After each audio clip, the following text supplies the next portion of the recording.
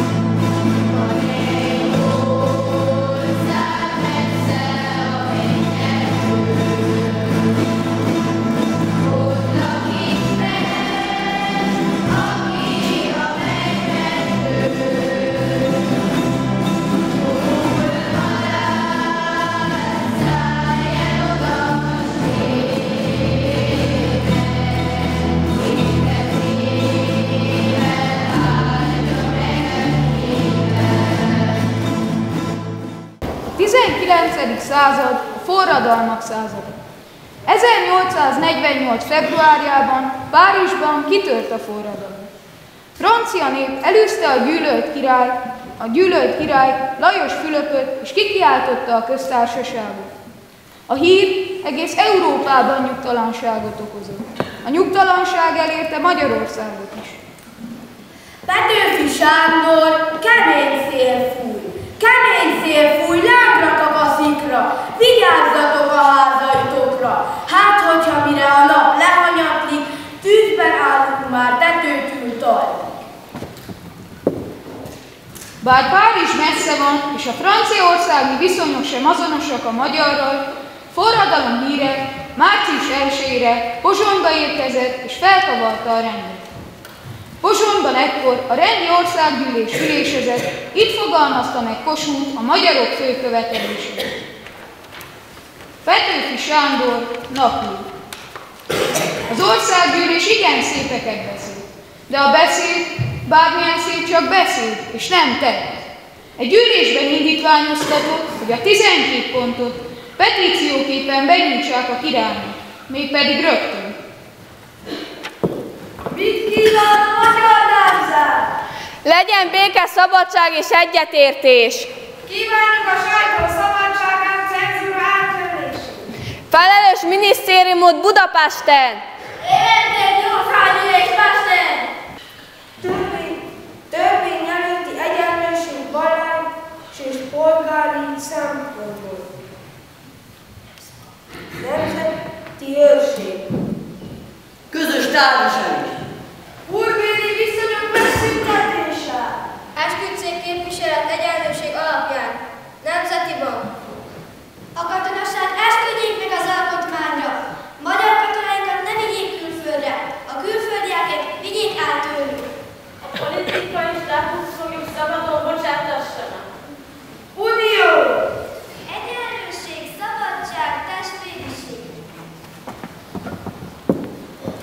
szállt Kálmán a nagynak. Jókai a pesti ifjúsághoz röviden így szólt: testvéreim, a pillanat, amelyet élünk, komolyabb teendőkre szólít fel bennünket. Európa minden népe halad és boldogul. Haladnunk és boldogulnunk kell nekünk is. Követeljük jogainkat. Petőfi Sándor, Nemzetidő. Talpra magyar, híja haza, itt az idő, most vagy soha. Rabok legyünk, vagy szabadok? Ez a kérdés, válasszatok. A magyarok istenére esküszünk, hogy rabok tovább nem leszünk. Rabok voltunk mostanáig, kárhozottak ősapáink, kik szabadon éltek, haltak, szolgaföldön nem nyughatnak. A magyarok istenére esküszünk, hogy rabok tovább nem leszünk. Seonnai bitang ember, ki most ha kell, halni nem mer, kinek drágább rongyélete, mint a haza becsülete. A magyarok istenére esküszünk, hogy rabok tovább nem leszünk. Fényesebb a láncnál akart, jobban ékesíti akart, és mi mégis láncot hordunk, ide veled régi kardunk. A magyarok istenére esküszünk, hogy rabok tovább nem leszünk. A magyar nép megint szép lesz, méltó régi nagy híréhez. Mit rákentek a századok, lemossuk a gyalázatot. A magyarok istenére esküszünk, hogy rabok tovább nem leszünk. Hogy sírjaink domborulnak, unokáink leborulnak, és áldó imádság mellett mondják el szent neveinket. A magyarok istenére esküszünk, hogy rabok tovább nem leszünk.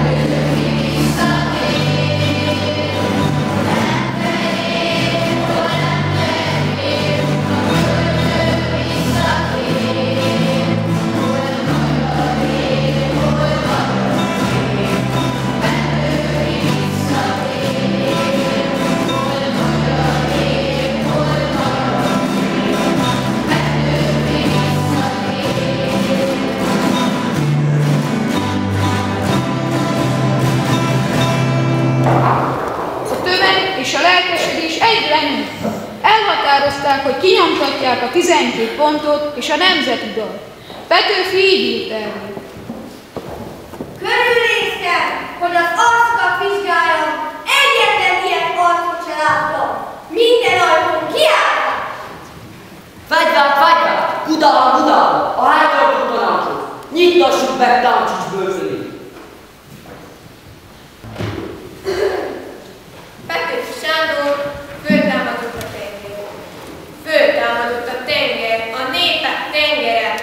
ijesztve eget főre, sziladó lámpot vett rémítő ereje. Látjátok ezt a táncot?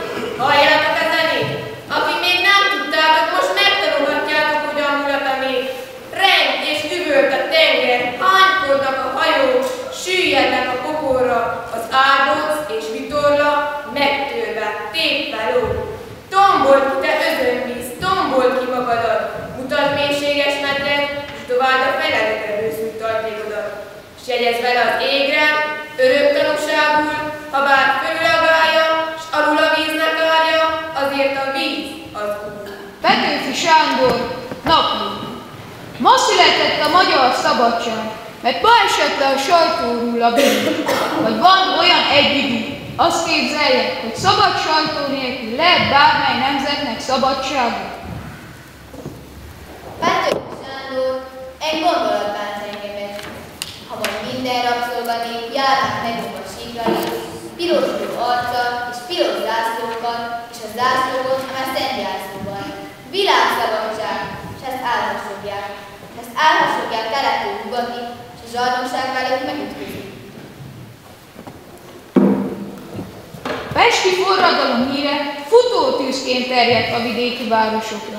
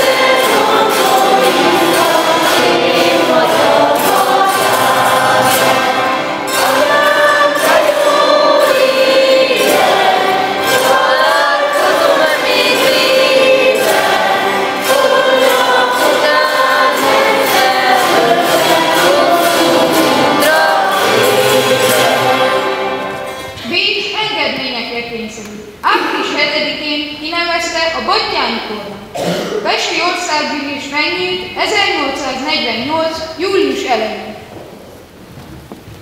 Üdvözlégy születésed napján, magyar szabadság! Először is én üdvözellek, imádkoztam és küzdöttem életed. Üdvözöllek oly magas örömmel, amilyen mély volt a fájdalmam, midőn nélkülöztünk tégedet. Petőfi Sándor a nemzetgyűléshez, mit őseink egy 1000 év előtt tevének, azt kell tenni most ti nektek, bármi erővel, bármi áldozattal, bár mindegy szálig elvesztek belé. Hazát kell nektek is teremteni, egy új hazát, mely szebb a réginél.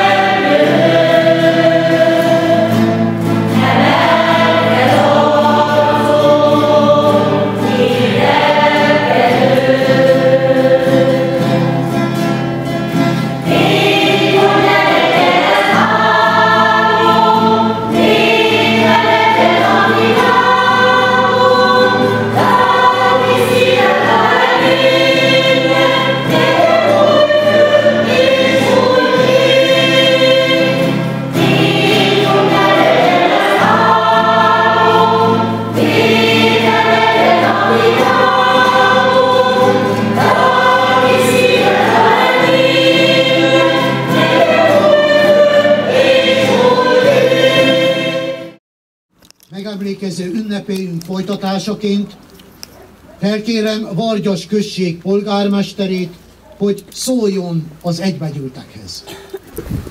Hölgyeim és uraim, tisztelt ünneplőközönség! Ha kérdést intéznék, itt vagy a világ bármely részén, hogy melyik a magyarság legnagyobb nemzeti ünnepe, többségünk gondolkozás nélkül fogja rávágni. Március 15-e. Szép dolog ez.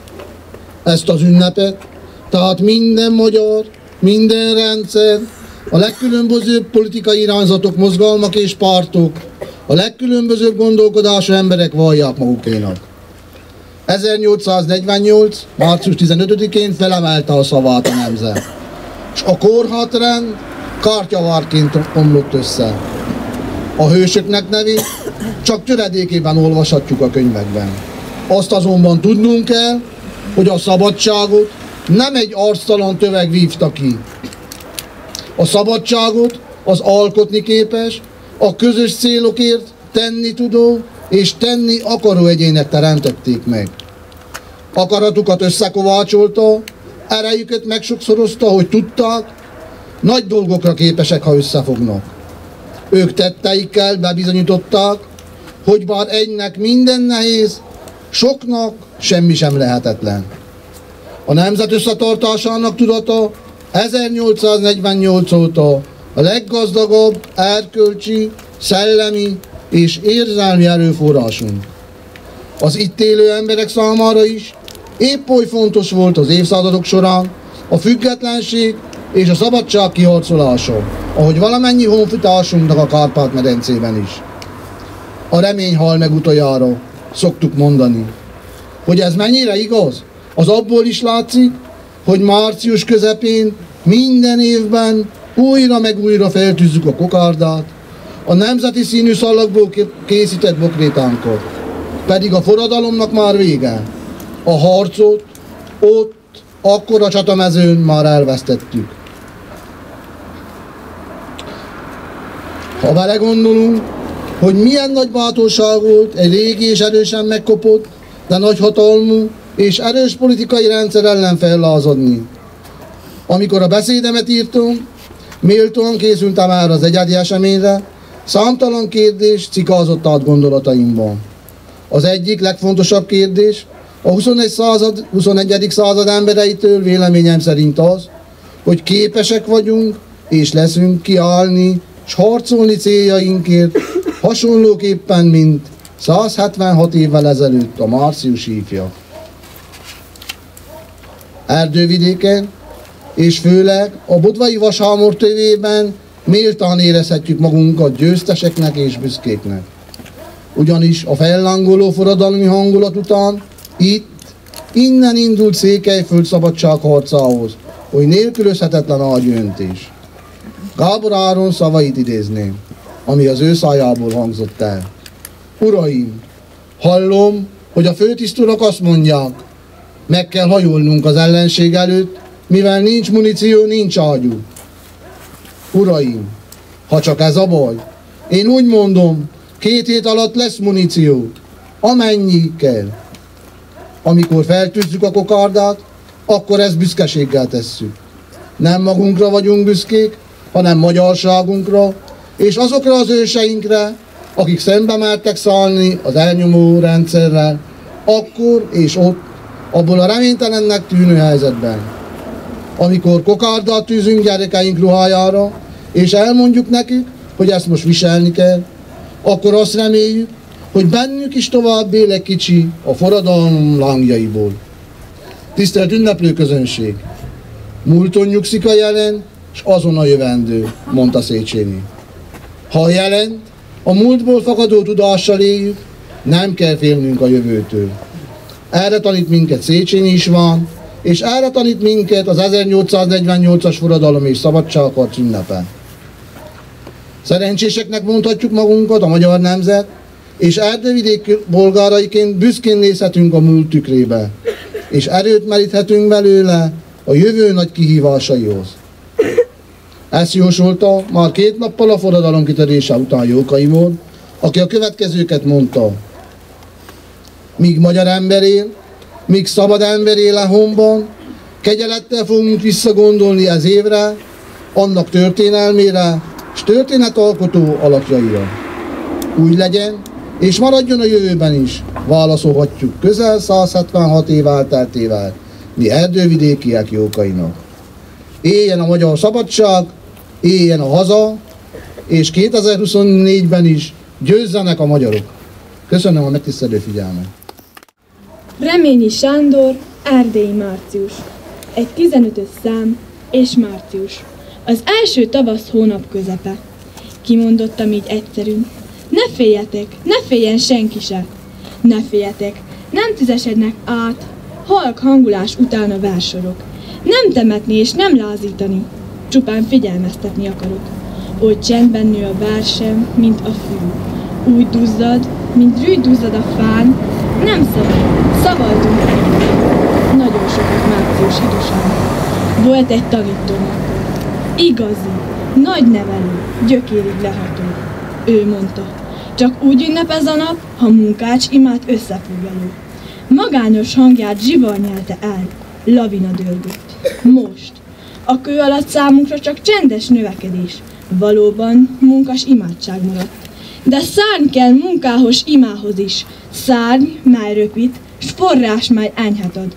Tört szárny, beomlott útfő. Mégis élet, mégis üdvösség az a régi nap. Testvér, látod, én nem járok tilosban, de te is sík, nem tilalmas dolog.